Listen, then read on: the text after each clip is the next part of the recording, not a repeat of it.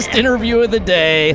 The only band brave enough to come up after their set. First the best, second the same, last the best of all the game. I have a feeling I'm going to be thrown a few times during this interview. Already been thrown my once. Water. My water, motherfucker. A few weeks back, I had Kevin Lyman here, and we were talking about the new venue. And I asked him who he was most excited to see, and he was really excited for the Used. He specifically said, I can't wait to see Burkett back up on stage and the Used take the stage. How's the experience been so far for you guys being back on Warped?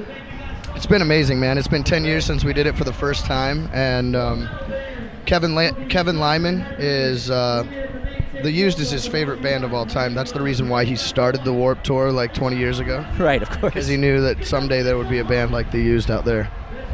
He did it thinking, towards the future of good music. No, it's been a blast, though. The crowds are amazing, as you guys have seen all day. The crowds have been epic, and it's just great to be out. Warped Tour never really changes. It kind of stays the same, so it's like family.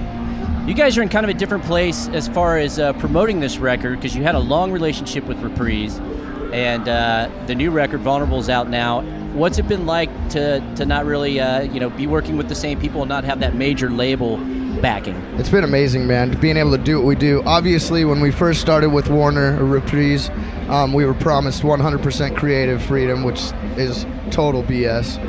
If I can say that on the radio, BS. You can, Sweet. Absolutely. That's the shit. Saying BS is so the we kind of like to think about it as like a bad relationship with a girlfriend. You've been trying to break up with her for years, and then finally out of nowhere she breaks up with you. It's like, wait.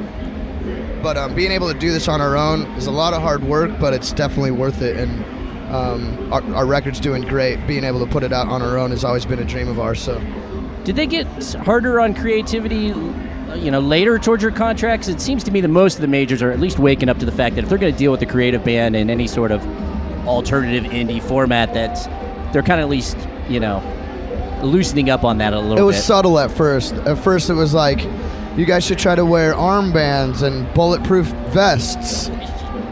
And then got to the point where they were telling me that I should change lyrics and all Probably this. a little different for you guys because you've had hits. Hits, dude. The hits, hits, baby. I think it was mostly just them wanting to put their mark on it too. Like somebody in a suit being like, I want to be a part of this, so I'm gonna try to force you to put my name on it, kind of thing. Right. So thanks to this guy for helping. Yeah. Yep. So let's talk a little bit about the new album.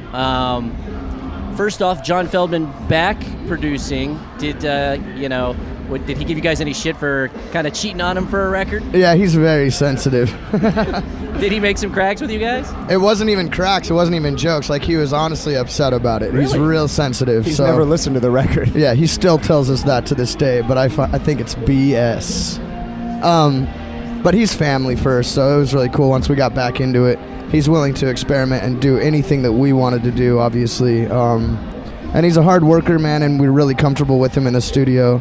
And, it was great. We got everything we needed out of the whole situation. I feel like I need to ask about the Canada story, at least a little bit, since it's been in the news recently. But I don't necessarily need to know why you guys didn't get there, but I'd like to you to describe the scene to listeners. What happened when you got to the border? It's actually an amazing story. We tried to go through at 3 a.m. They told us that Canada was closed. So they sent us back out, which is a lie. And on the way back out, the U.S. X-rayed our bus and searched us and all this. So then we waited till 7 a.m. We went through. We tried to get into Canada. I have some issues with the federal government, with the FBI and the CIA. Murder on both sides of the border. Yeah.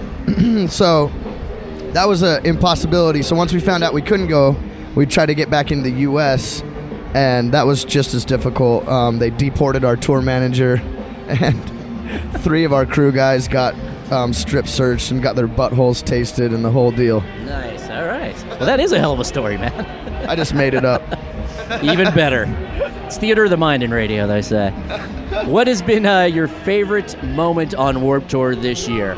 So far? So far. It was other than this interview, of course. It was really cool. The first Warped Tour date in Salt Lake City, we had ex-drummer of the Used, Brandon Steiner, could come up and play a box full of sharp objects with us. So that was pretty kick-ass. Nice. The crow that comes and visits our bus every night. The Crow. What is The Crow? Just a movie that came out in the 90s. Ow.